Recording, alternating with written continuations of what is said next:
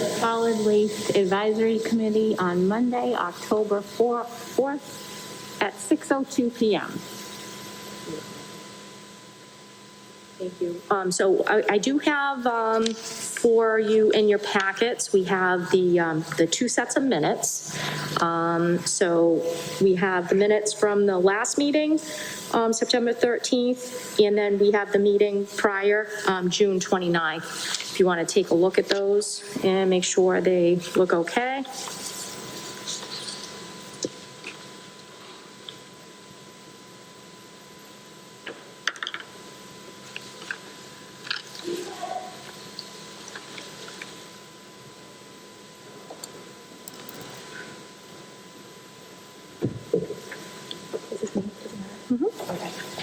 Hi, Colleen.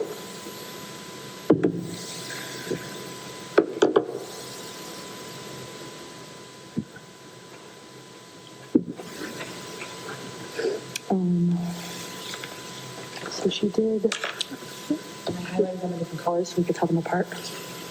Okay. And then we give them to the board? Yes. Pass it down.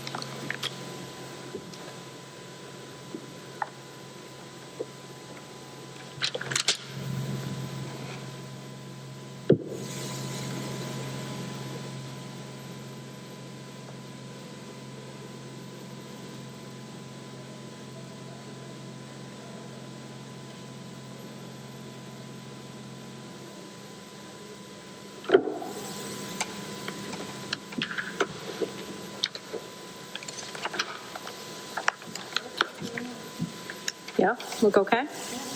Okay, so Mike, I think we need a motion to come from you. Motion to accept the minutes. Okay, and then we're just going to call out June 29th and 9/13.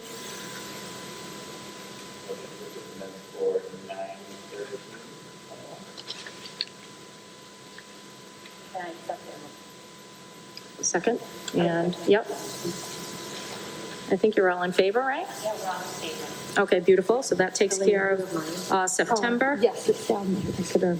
And then we'll take a motion for the June 29th minutes, please. So we now have that 9/13 only. And then I have Oh, you don't have both of them? Oh, okay. Are they in your packet? I only had, Oh, okay, I thought you printed both. Okay, we can hold those, that's fine. We can do the June 29th, I'm sorry, I thought they were in your packets. So we have the September ones, and we'll add the June to next.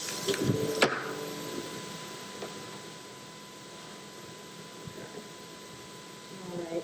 And then the next item on the agenda for the, continuing the discussion for the solid waste fee.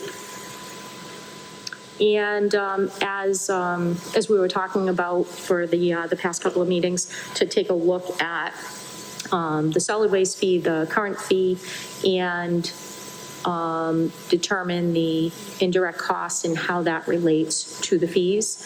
And then we also had a discussion last time around regarding what we had originally looked at with the fees for the multis. So I know there was kind of a lot of discussion. You guys had some suggestions, and Eileen, I think, has some choices here for kind of some of the multis. But Ed, would you mind just kind of maybe speaking to the indirect costs? Sure. So when we examine both the expense and the revenue side of activities related to trash, we almost put it in the category, we treat it like it's an enterprise fund. So we want 100% cost recovery as a result of anyone that is utilizing a trash service. Otherwise, people who do not use a trash service would be subsidizing something they're not getting a benefit for. So it's pretty basic accounting principles. We try to recoup 100% of what we're spending through our revenue source, and it's made up through a multiple of various accounts, primarily user fee accounts, but there's trash bag fee and there are sticker fees down at the brush pile. All that comes into the calculation.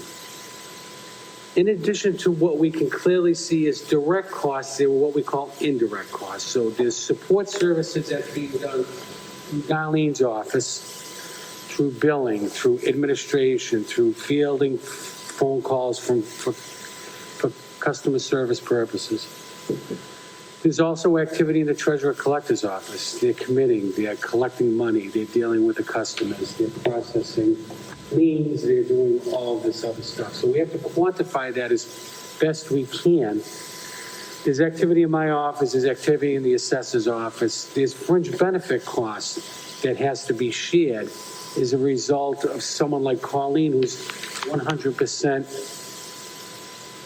paid out of the solid waste. There's fringe benefits that costs that go along with that. So we're wrapping all of this stuff. We're taking all this information in and putting a value to that. And that's what you're seeing on this indirect cost analysis. What we typically do to simplify things, in most cases, you take a percentage of the solid waste budget as it relates to the total budget. So that is roughly just shy of 2%, 1.93. So that's a standard methodology that Department of Revenue allows for when you're trying to capture indirect costs. There are some things that we can measure by examining it. So those costs would be, in other words, the direct fee we're paying for the overflow trash bag. We know we're paying to replenish the bags is the direct cost that we can put our finger on. The others are indirects. We try to put a value on that that is allowable and is subscribed to by the Department of Revenue. So when you take all of the expense, including the indirect, there's total solid waste costs approaching almost 1.5 million. And you look at the revenue side, we have just shy of that of 1,323,000. When we look at the user fees, we're going to make an assumption that 100% of that cost is going to be collected. There are some outstanding receivables, but ultimately we should be able to get that money. So we count 100% of that, even though on a cash flow basis, we know we may be getting $150,000 less than that. Ultimately, we will get that. So we count 100% of that revenue. So when you boil it all down, expenses over revenue is about $159,000. Now, certainly that changes, but that is a snapshot of where we are today. At times, there are supplemental appropriations. There's a fall town meeting that may work these numbers one way or another, but for the most part, we're about $160,000 shy. Now, the tricky piece is that's a snapshot today, and we know we're going to have increased costs the next few years. So instead of addressing this on an annual basis, we'd like to consider something a little higher than the 160 that would account for future years' growth. So I think that's what Darlene and company presented to you the last time you met. But I'm happy to answer any question. That's how this whole thing works. We continue to examine and prepare these schedules on an annual basis. And there are some uncertainties relative to the market. Recyclables, what's the market going to dictate in a year or two? It exploded. It was an unforeseen expense that we didn't see coming down the road. So things like that can drive consideration for a fee increase. I'd like to think it's going to go the other way. I don't see it that way. I think these costs are going to continue to escalate. But we try to do our best to pass whatever savings we can along to our residents in our community and try to, as best we can, to hold back on any fee increases. We don't like to increase fees. We don't like to increase taxes. We have a good track record of not taxing to the extent of 2.5 as allowable under Prop 2.5. But so anyway, these are the discussions that have been ongoing for a year plus. We knew at some point we would have to address it because the general fund was subsidizing a portion of this operation over the last few years, especially in light of the increased recycling fee. And it's not fair to pass that along to anyone that is not using this program. So they have an option to opt out if they want.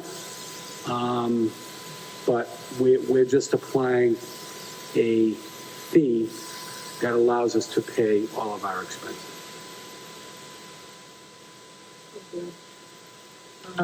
Just want to check in with Rich. Rich, can you just check the audio? Is the audio working? I just looked at the phone and it. Yeah, it's working here. Okay, so you can hear the meeting audio? I can hear the audio, it's up here on the headsets, yeah.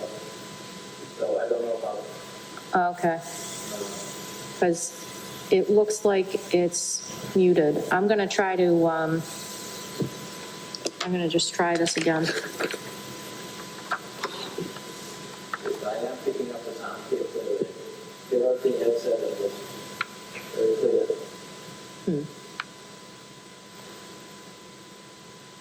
Because it shows phone audio here, and it shows it's working, but Clear enough over here.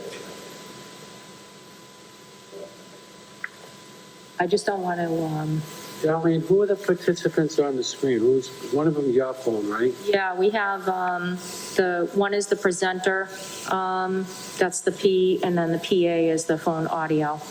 Okay, so It looks like it's working, but this, I haven't seen, this is usually green, and it says it's red. But I guess as long as he can hear us, okay. All right, thank you.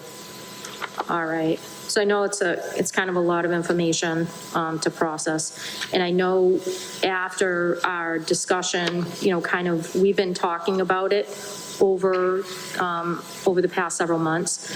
As part of that, so we have single family small, we have single family large, and then we have the 2 family, the 3 family, and the 4 family. So those are our choices. And on the spreadsheets, how it's set up is we have the codes and then how many users we have in that category. Do you see that? So on those categories, it'll go across what the existing fee is, what the proposed fee increase is, and then what the total new amount would be from existing 12-month fee to new 12-month fee. Is everybody with me so far? Okay. Mike, you good? Yeah, I'm just calling something out.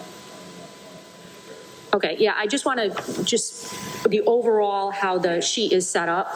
And then because we bill twice a year, so we bill every 6 months, we have the breakout for what the 6-month amount is. So that's going to be twice a year. That will add up to what the 12-month fee is.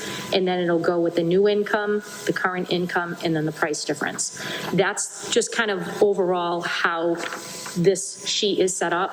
And then per the discussion we had from kind of the last meeting and balancing off what Ed just explained for the indirect costs, we're trying to close that gap so we have enough revenue to cover the service. Eileen, do you want to explain? You have some of the choices that we had talked about from the last meeting. So So just so that you know, when you're looking at the columns, the new income is based off the 12 months. So you'll see there's an error for the 101 and the 201, but I know that, and that's not affecting the numbers. So the first one that I have is a full cost for 3 and 4 family. Remember we talked about that? yeah, what color are you on? I'm on yellow.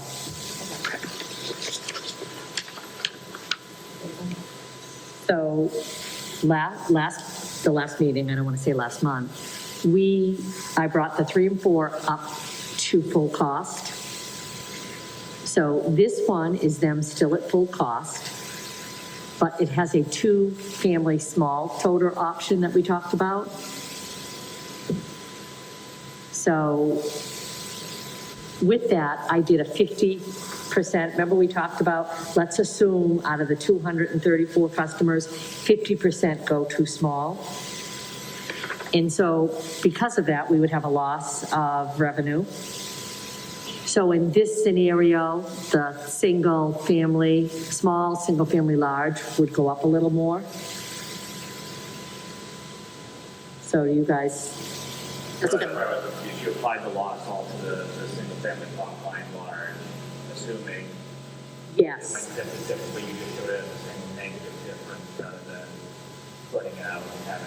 Because I don't have any income for the smalls, so I can't have a loss on it. I never had it. It's a new product. So yeah, I took all the loss from the 117, but I then added in the new income we get for the small. Right, okay, Yep. that's where I was confused before. Yeah.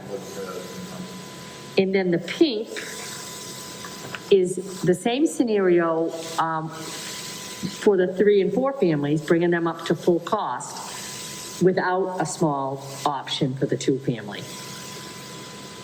So in essence, they all 2, 3, and 4 go up to full cost, and we're not allowing an out for the 2 family.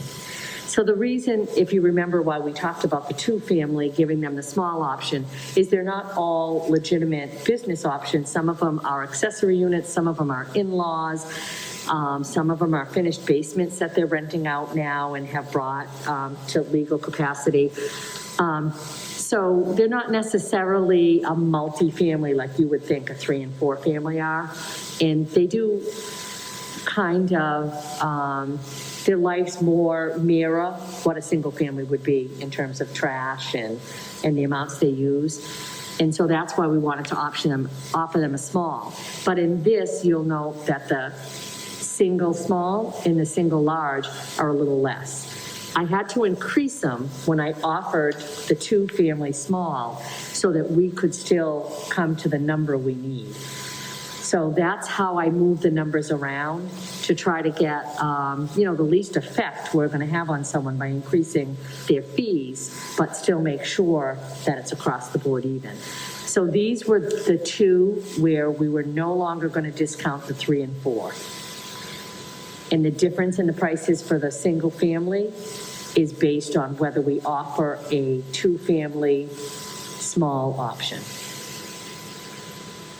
Right now, just to clarify, we don't have a small option for the 2-family. Right now. We have had inquiries about it, and especially when we changed the fees a couple of years ago. Those were some of the questions and feedback that we did get. So we wanted to kind of take note of that. And then I know I've mentioned it before.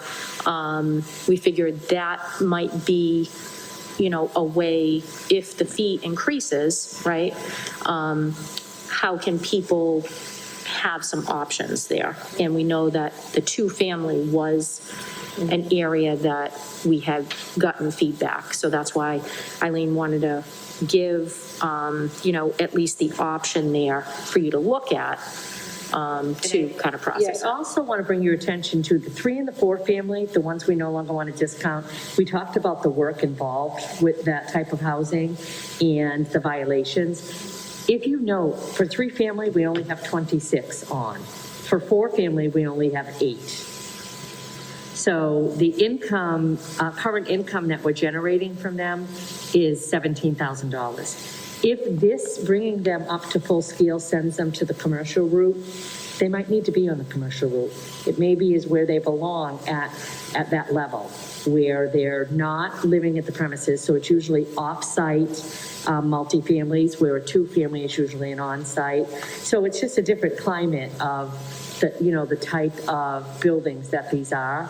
So the trash isn't always visible, which is why we have a lot of the violation problems.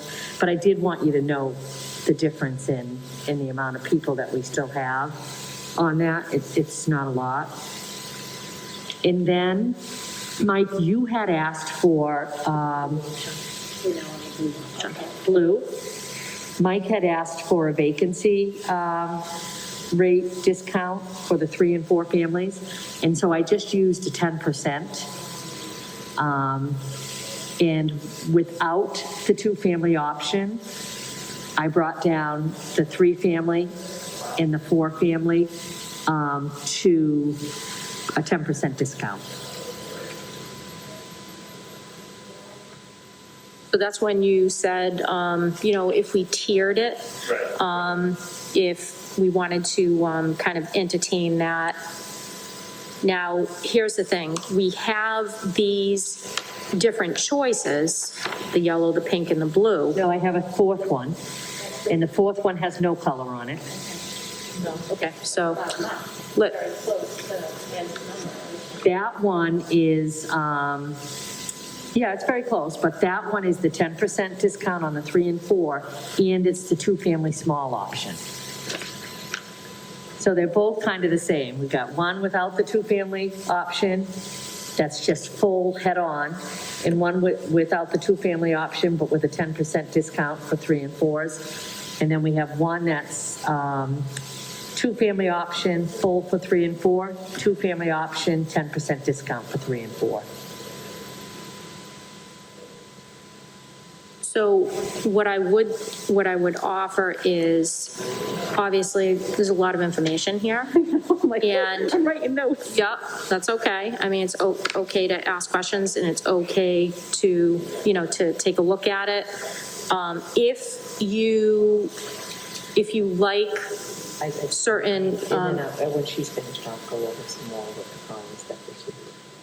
if you like the fact of, adding, say, the 2-family on the small, and you like doing the 10% discount, we would have to, like, if you want to combine any one of these, we would have to take that back and be able to have Eileen put it into the spreadsheet to come up with a new number for you. So, just to keep that in mind, that's not something that we have right now, but we'd have to go back. So included on this sheet, I have numbers for Ed. So there, so that I can look at the indirect cost. But for us here, what we're looking at is the impact on the residents for the increases. So the increase annual column, that tells you they're paying, like if you took the pink sheet, single family, they're paying $181. I'm going to increase them $18.10 a year. So they're going to pay $199.10 a year. But we pay every 6 months. So we like to put that column on because the people really want to know, what is my bill going to look like? It's going to look like $99.55 every 6 months. So the annual increase for a single family with small toters would be $18.10. Lisa, what do you have for toters? Large?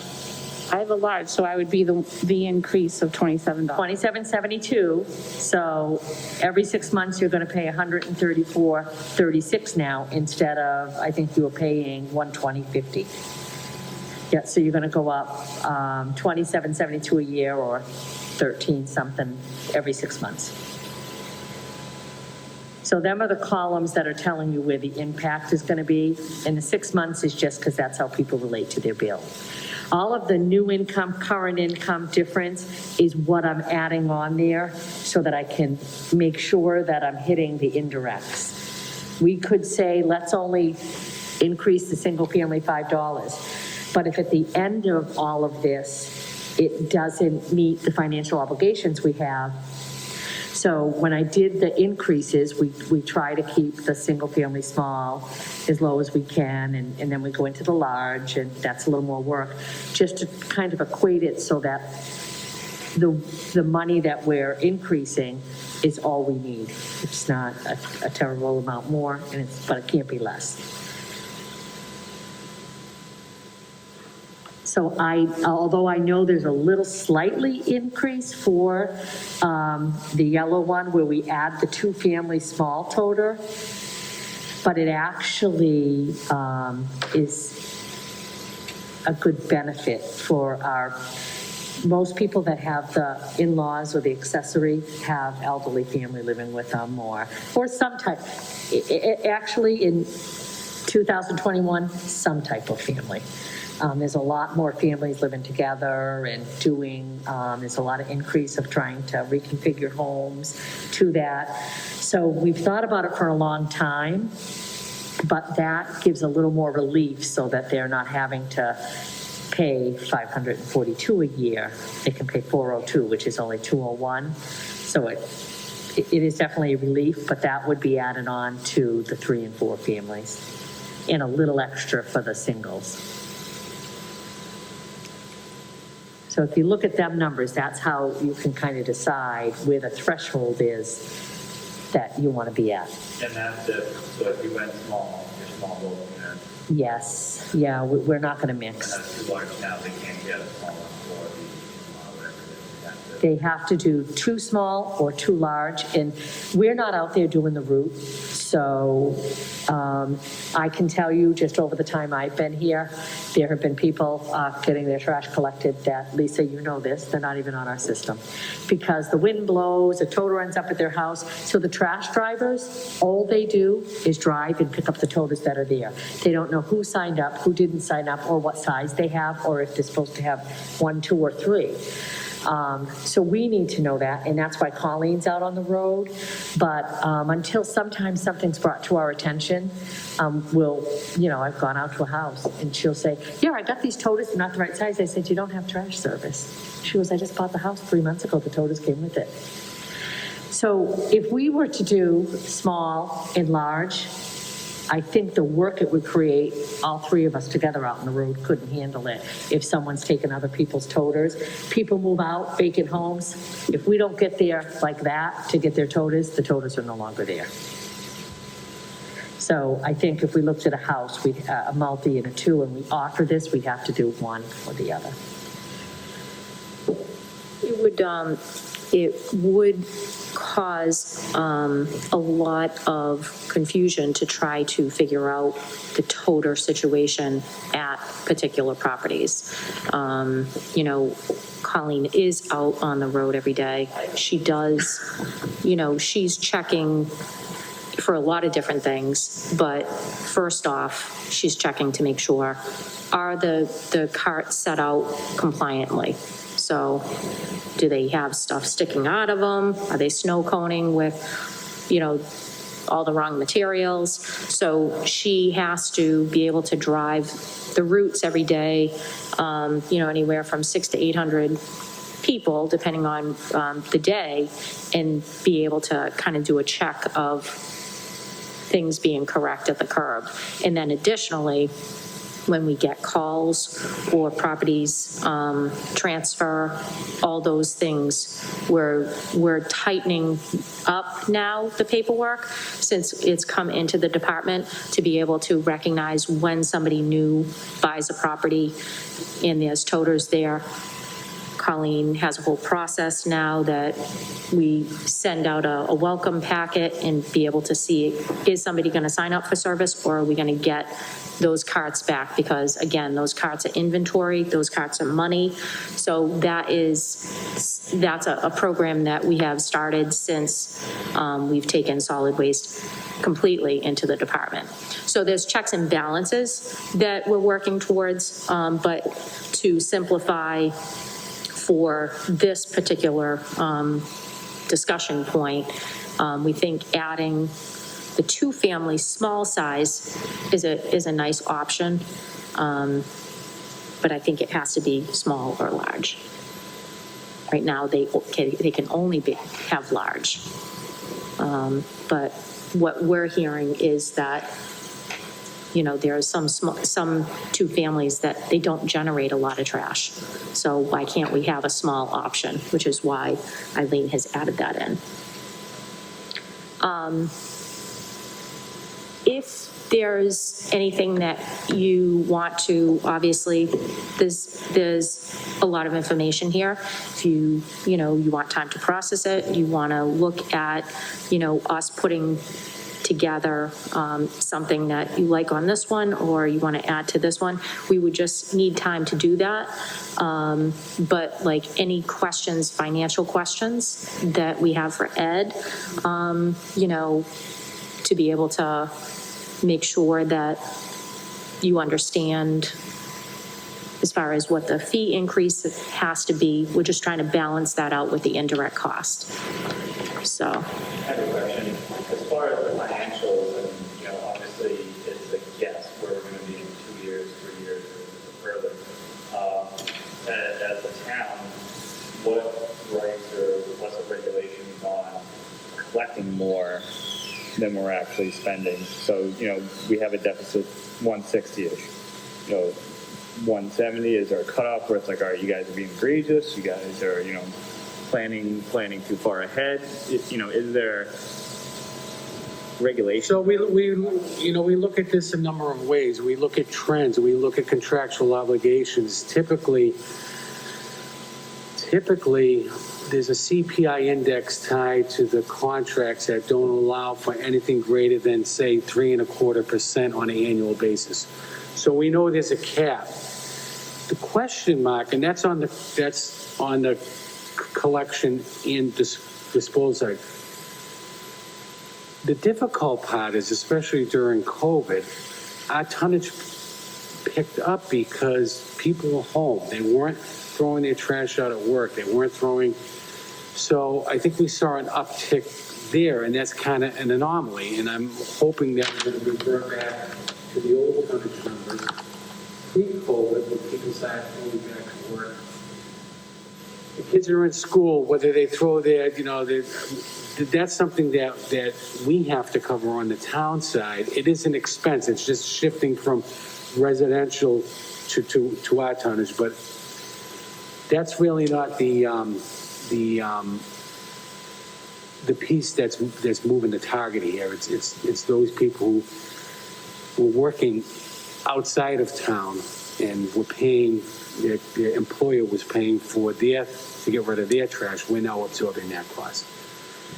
So those are some of the difficulties we have to deal with. In terms of the revenue, we have to be very careful how high we set the benchmark, because we don't want to collect more than what we're charging on the fee, or what the cost is. That typically is not permissible, although they understand that we're using a model and projections to allow for growth in future years.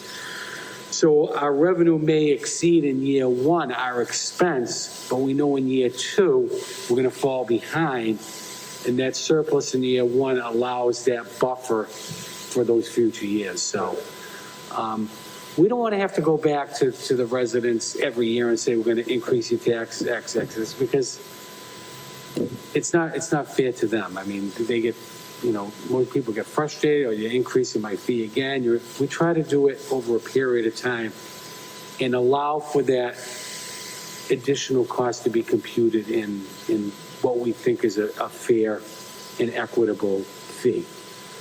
And I think that's what Eileen and company has attempted to do. They've given you, through various models, what makes sense and what that would look like. How long would this be for? Is there like an end date for this? And then Hopefully a long time. like just keep it and then until we have to reevaluate the whole entire? Right, well, I mean, just to kind of just remind, we didn't have a fee increase for about 10 years. And although that was probably, good because residents weren't paying that, they weren't paying an increase, it actually didn't allow us to kind of keep up with the indirect costs. So now we have the cost increase that we put into place a few years ago, and now we have COVID. So obviously, nobody can control, what's going on for pandemic wise, but pandemic has caused other costs to increase. So tonnage definitely is up. And that is something that hopefully that, that kind of goes, that we get a little bit of relief from that, but it's hard to know, like, once you're up, is that going to come back down? So we're trying to take all the information based on what we know. We know we didn't have a fee increase for a while. We attempted to bring the fees up, knowing that we had that problem with the multis, because the multis definitely were way off. And then adding in the knowledge of putting somebody out on the road and actually getting information of what's happening curbside. So calling our eyes and ears to see what actually is happening in town. Okay, boy, this is not a good situation. We need to get them education. We need to get the situation corrected, and then follow up and just make sure people are understanding, okay, maybe you didn't understand how you had to set the carts out, but this is how you're going to do it, and then give people a chance to correct it, and then follow up. And when we get compliance, great. That's ultimately what we're looking for. So seeing what exactly is happening at the curb, we know that when you put out more than the 2 carts, you have more chance for error. So multifamilies, where maybe it's not a single family owner, you have somebody that is renting out the property, maybe they don't understand. So that's where we're trying to use what we know, the education, and being able to use that to help make decisions. So the information that we give you is because this is real life information. So when we have, calls, concerns, things come up, I tell you those in meetings, and we want to make sure that you have an understanding, because you hear, I'm sure, from living in town and seeing what's happening and driving around. We're really trying to make sure that we get information out to the residents and get education, social media, website, being at fairs, the whole plastic bag bylaw. I mean, there's a lot of changes going around solid waste and recycling right now. And they've started several years ago. So trying to keep up with it, trying to make sure we're looking at the right things, and then trying to balance out what these costs will be going forward. Trying to build in, as Ed is saying, balance out so that we don't have to keep increasing them. But that initial increase that we did a few years ago, we already knew at that time, I think you probably remember, we knew at that time we had to come back and look at it to get it closer in line to where it should be. So you couldn't take that one increase first in 10 years and go all the way to the highest point, you have to do it in stages. Colleen, if I could just follow up on Mike's earlier question. In the context of this discussion, I think we're all making an assumption that costs are going to increase. Conversely, for whatever reason, if costs went the other way and they decreased, we would be the first ones to say we want a fee reduction. If revenue came in over expense, we would look for reduction in fee, bring it back down just to cover our costs. This is not structured to make any money. We're just trying to very simply cover our costs, and that's it. This is not in any attempt to gain a surplus and use that surplus revenue for another purpose. First, that's not permissible. So, I think we're all hoping through Colleen's efforts and through education that, people will recycle and get the tonnage down. It's worked in the past. How far we can go with that, we don't know. But we make an attempt day in and day out to educate the community to try to minimize our costs so we can pass those savings on to the ultimate user.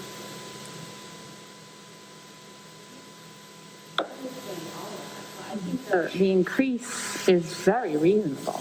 In 10 years, and only that little one a couple of years ago, and this now is completely reasonable. I don't think there's any argument on that at all.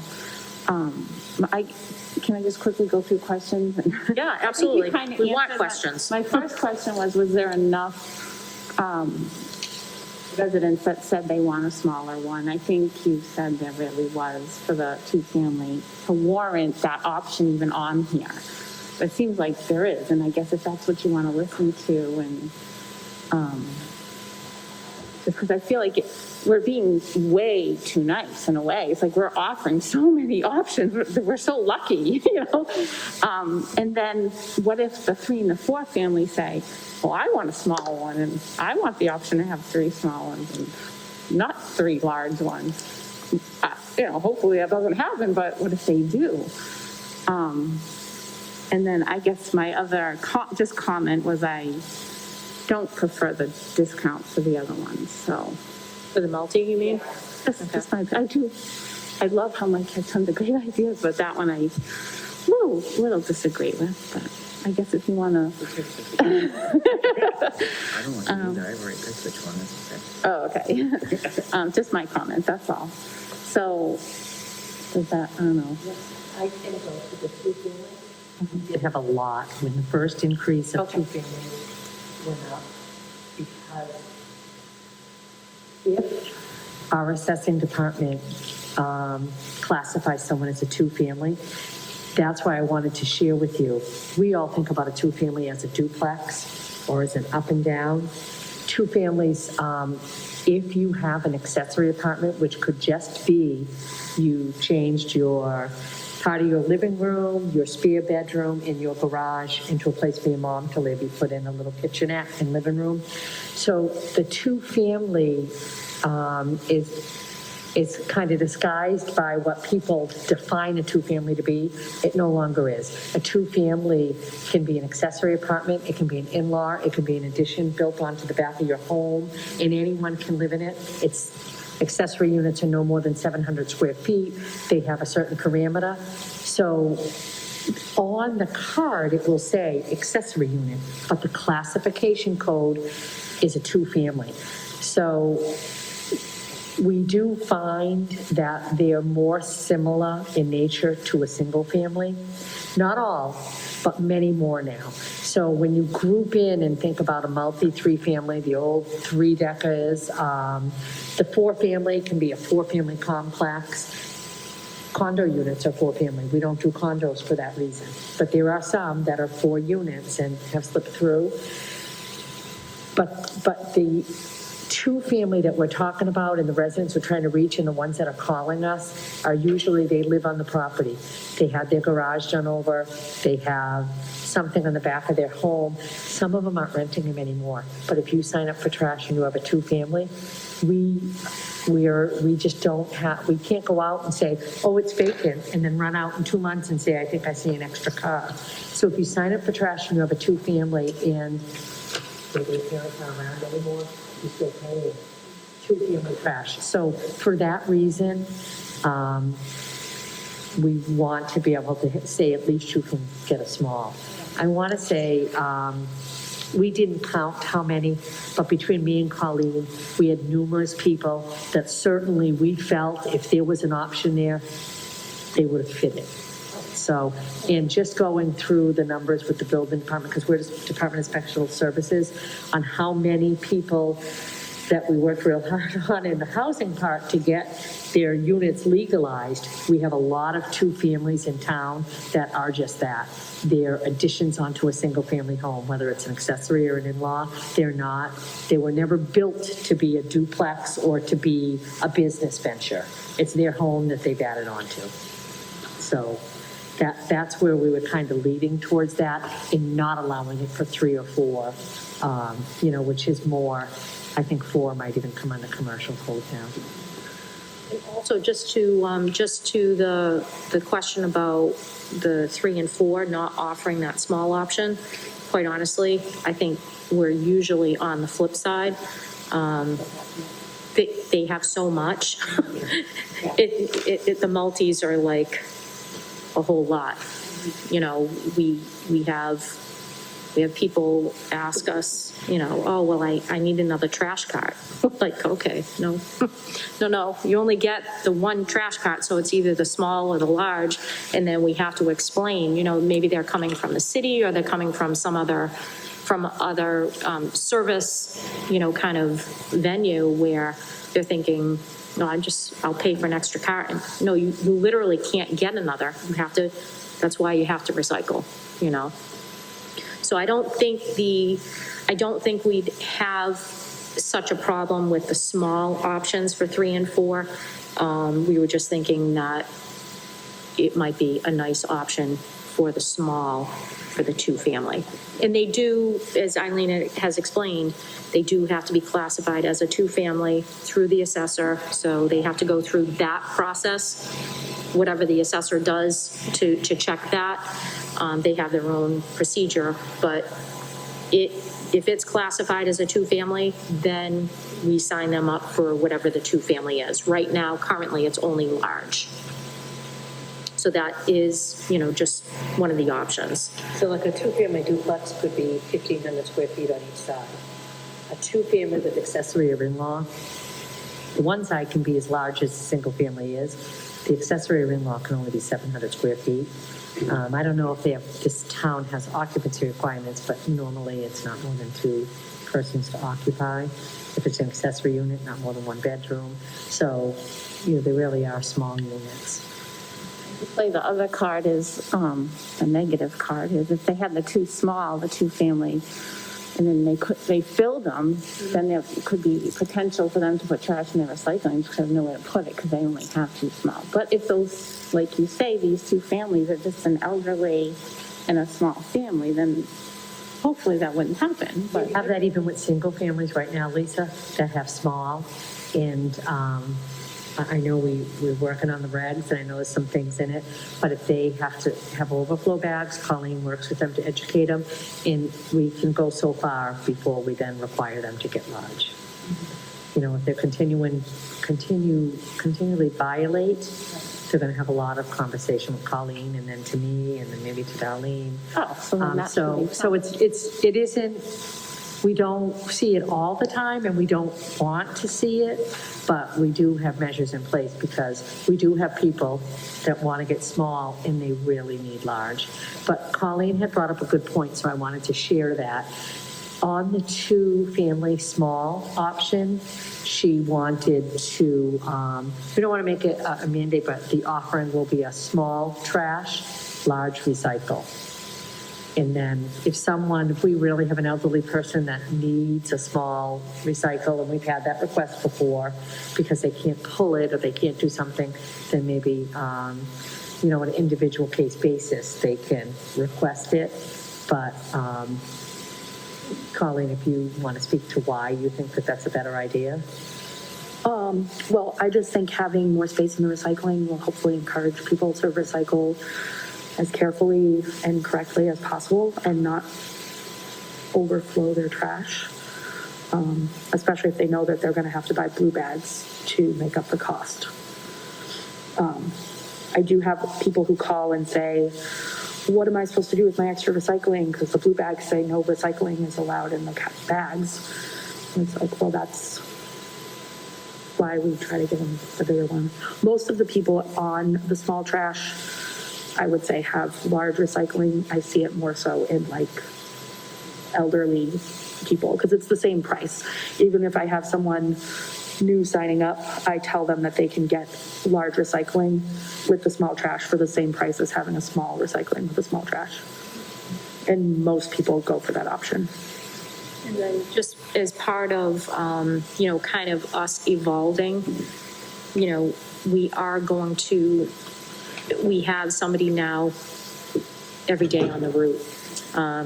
As information comes in about what things that Colleen sees, we try to make thoughtful changes as part of policies and updating the rules and regs. We have, you know, that's our kind of our next step, but to try to keep in line with where we're at. You know, we've had a lot of changes in the past year. We have a new hauler. The pandemic has happened. We have, you know, kind of the program has come full circle now and is all in the Board of Health, where it was split between two departments. So there've been a lot of changes, and with those changes, we find things that come up, we address them and try to, you know, improve upon the program. So we think that's a good way. We do have to sometimes, you know, assess what's happening curbside, and we've always talked about lifting lids and that sort of thing. We do get information from the hauler when people are putting trash into recycling. So that's something, obviously, we don't want that to happen.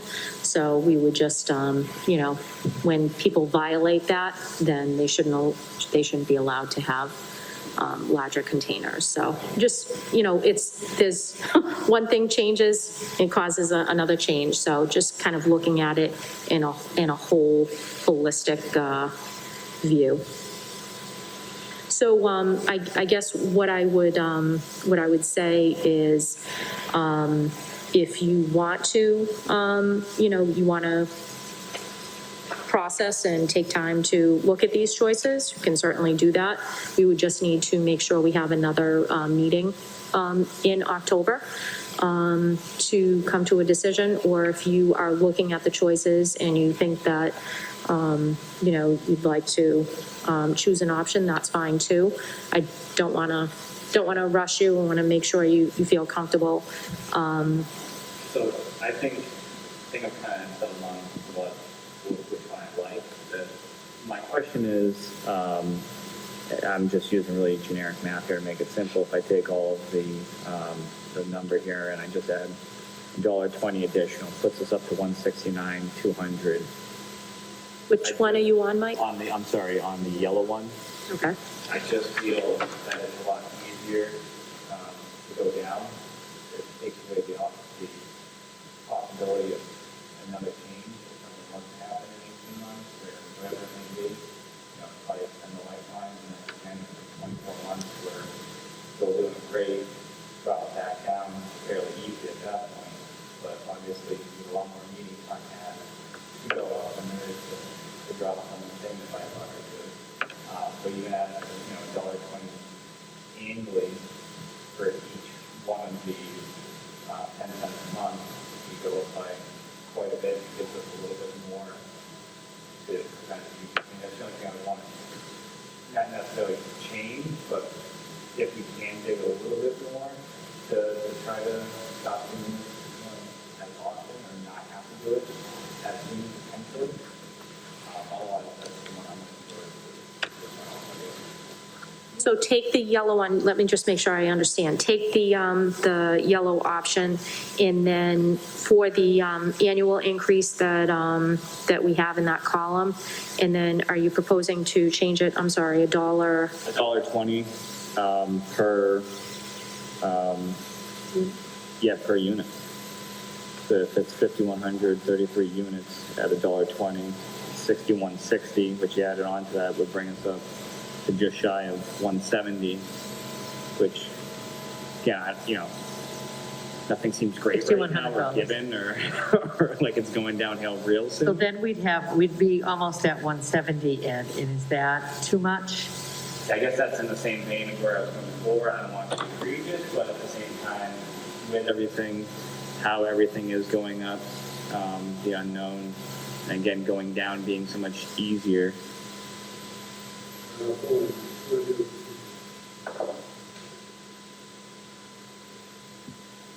We just, for discussion purposes, say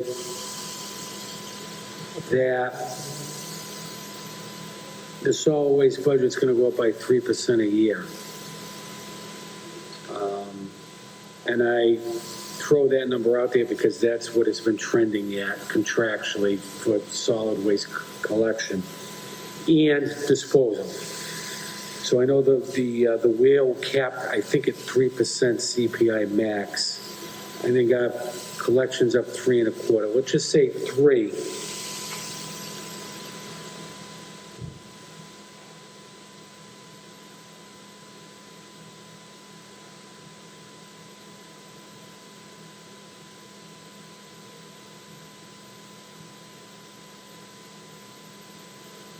So that's about a $35,000 increase annually.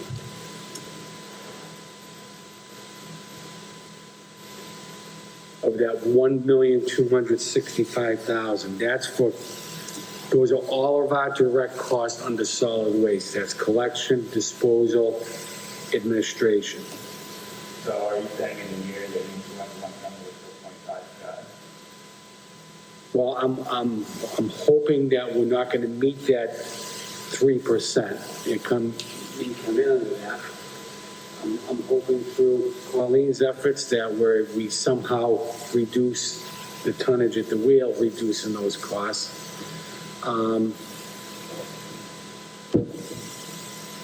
Yeah, that's why I think you're going to go a little higher than the 159. If you aim around 170, year one, you know you're going to basically put away $10,000 or so for the next year's anticipated shortfall. So you're trying to blend it all together, so you don't have to go back every year for consideration.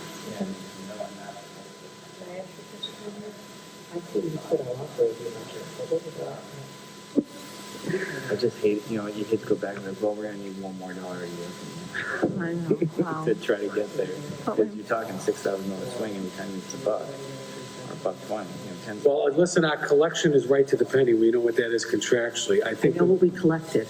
right, Wheel of Bread, I think we only had like $3,000 remaining in the budget. It was that close. Over right now, Yeah. from recycling, wheel of radar, in the contractual collection we paid in. All. Do we have any left over from this budget? Very little.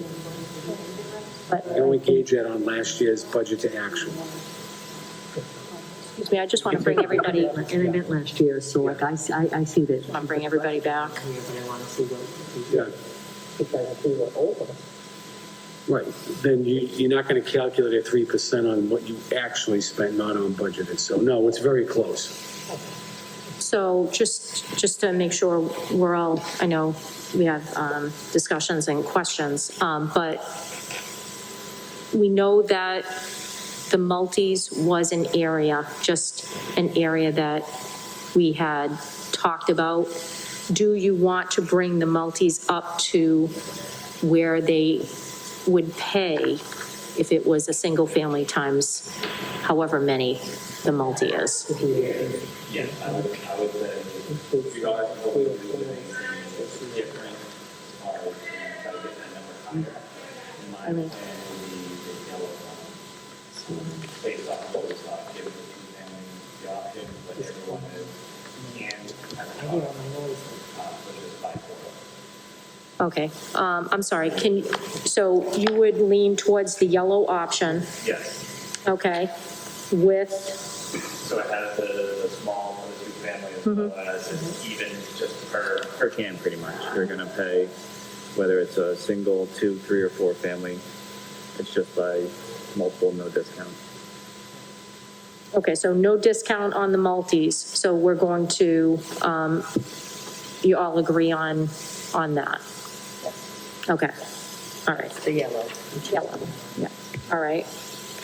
Are you requesting the increase of $1.20? So that's, I guess, So one of the things I want to say to Mike and what I was saying to Ed is, let's assume that the 29,000, 30,000 we're going to collect from the 3-family and the 4-family, let's assume that every single one of them go off.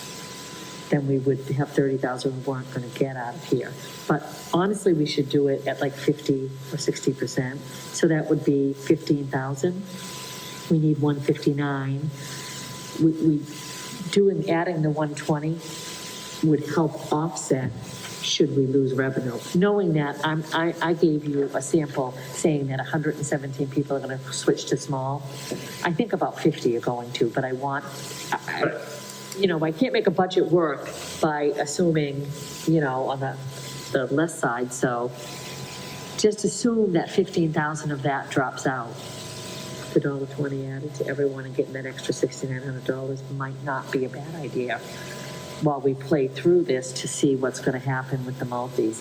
Because they're going to look at that price, but that's for a whole year. And you know what they're going to do? They're going to call the other haulers, which I have, in Casella and Republic outside are astronomical.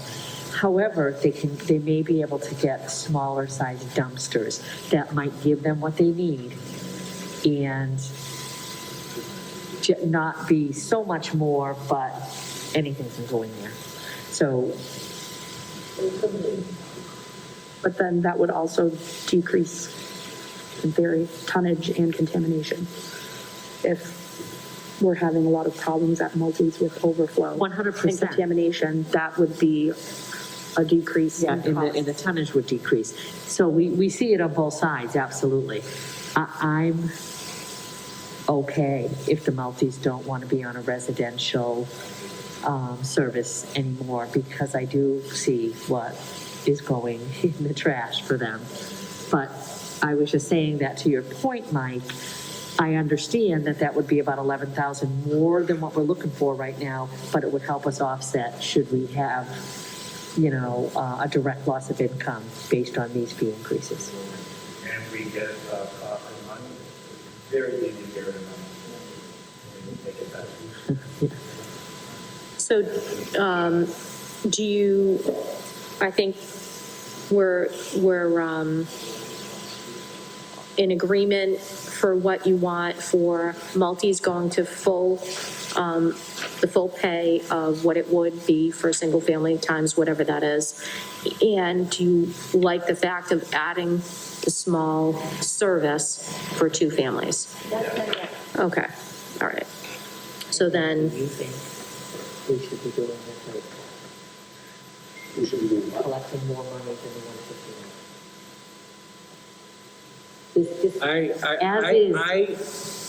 I stated that along the way. I said we should be aiming a little higher than the 159 because there's clear recognition that our costs are going to increase the next couple of years. So this is at Unless you wanted to do this same analysis every year, we can go through that, but I just don't think that's fair to the.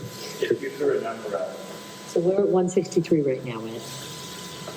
We need 159 something. I'm at 163 with the plan they chose. you wanted to try to get 36 months before you had to do this. I would aim in the 170 range. I think you're going to see some adjustments in the tonnage, hopefully, because people are now going back to work and they're not putting their trash in their own receptacles. So there's got to be some benefit to that by a loss of tonnage at the wheel. So, yeah, I think the combination of the two should be able to hold us over for 3 years. So we're at 163. The method that you had talked about at the $1.20 per unit would bring us up like another $6,900. So I think that's a Would be good number. about 170. So you want me to add 120 to each? Like, so instead of $20, it's 21.20. yeah, I don't know if it gets a little goofy because you have the 4 family, they'll have 4 of them. Yep. But my cap, well, it's in a spreadsheet. All I have to do is change the annual increase and it multiplies itself. So what we can do is we can make those changes and then give you a clean copy, maybe at the next meeting. Does that sound doable? Yeah, I mean, I feel pretty confident what you guys are gonna come up with, very know kind of the target, so. Yeah. Comfortable with what you guys are gonna put together. I can email it So- out to you in the morning.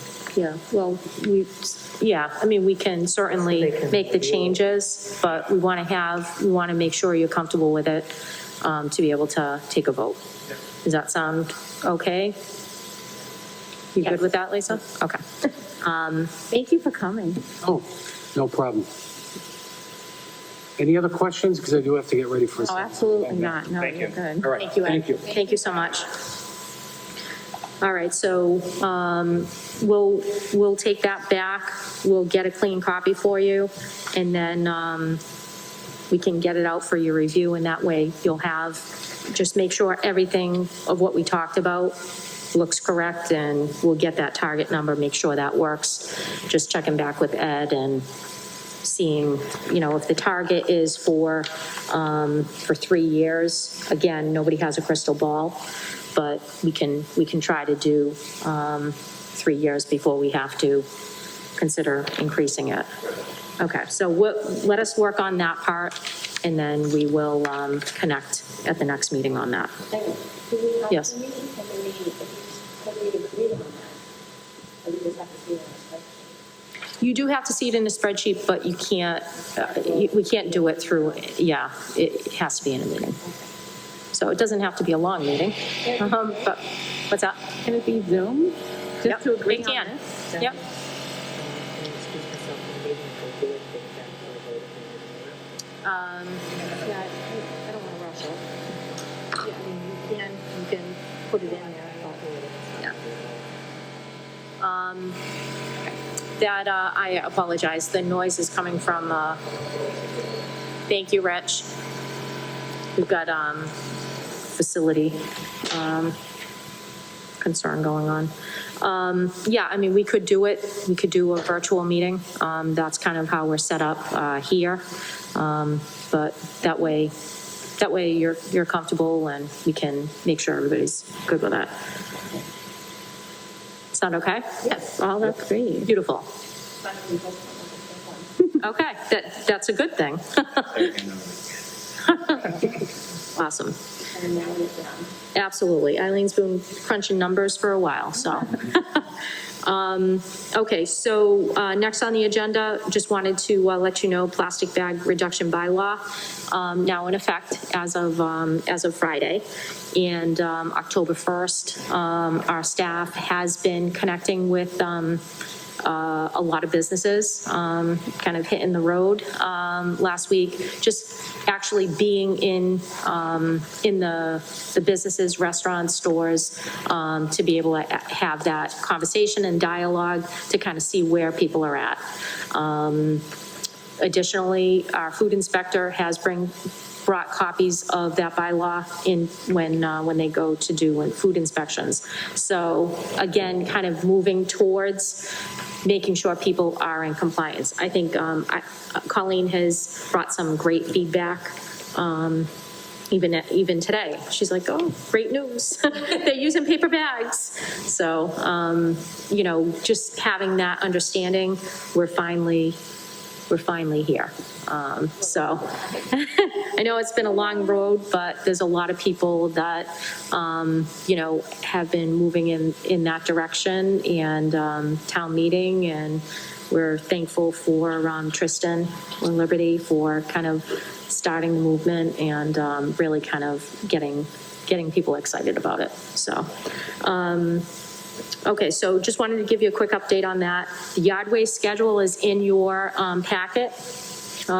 We are doing the leaf pickup curbside with Casella, so you have that schedule in your packet. And then finally is the tonnage report. You can see on the tonnage report kind of how it's broken down with recycling and trash, and the change for the town buildings and schools. Again, just kind of reminding everybody, we are in the pandemic. For the beginning of the year, we didn't have schools in session. So now schools are in session. Those numbers, we expect to see changes from the earlier part of the year for municipal buildings. So keeping that in mind, we do know that we have to watch it. We're going to have now going into kind of the second year of the pandemic, being able to compare this with where we were last year. Just staying on track, keeping messaging going out, education, and using the grant money to try to, bring about positive change. So interesting, and I have a lot of these from the years, but there's no rhyme or reason. Like, okay, of course, January, you think Christmas, people do recycle because you're getting a lot of paper. But then it goes up and down. It's like, okay, so why is February so low? No one's going away, but they go away in July where it's kind of high. Yeah. It's just low. It is hard. You can try to figure it out, but sometimes there's events. The school one's easy. Yeah. Yeah. So do you have any other questions for us? Is there going to be a hazardous waste day where you can bring batteries and Yes. air conditioners? Yes. So Hazardous Waste Day, we are aiming for the spring to be able to get back on track. And we have had some positive discussions with the Chamber of Commerce.